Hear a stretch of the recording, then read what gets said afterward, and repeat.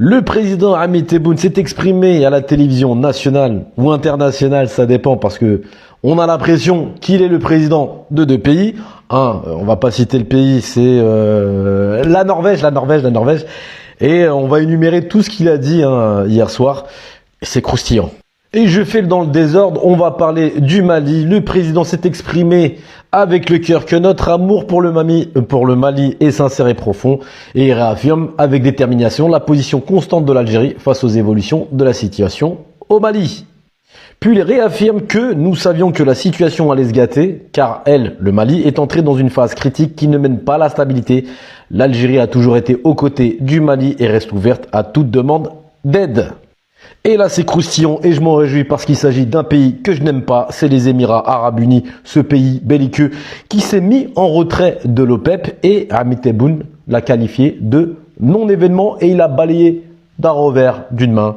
Et il a dit il a affirmé sans ambiguïté que le véritable poids au sein de l'organisation demeure entre les mains de l'Arabie Saoudite, pilier central et principal, force dirigeante des politiques pétrolières mondiales.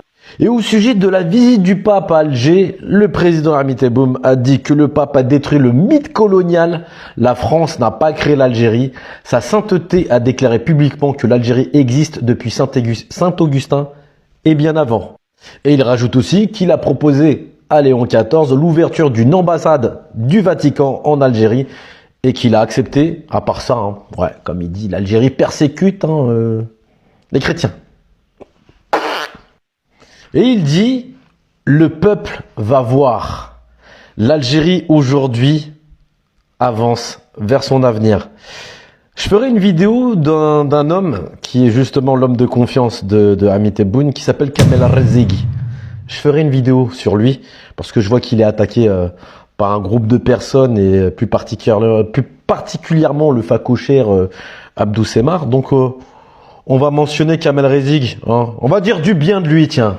Et ça, c'est pour vous les femmes algériennes. Alors il dit, la femme doit investir le champ politique non pas parce qu'elle est une femme, mais parce qu'elle a des idées. C'est pas fini.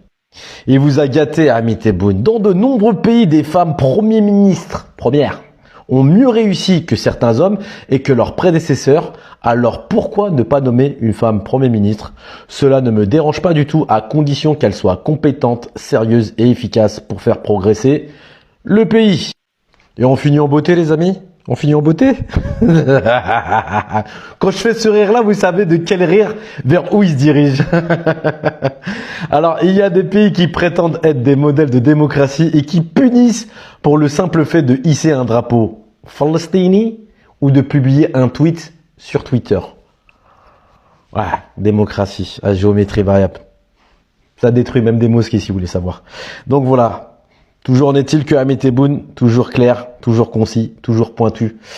Et puis voilà, donc l'Algérie avance avec un grand président. Et ça continue. Et pourvu que ça dure.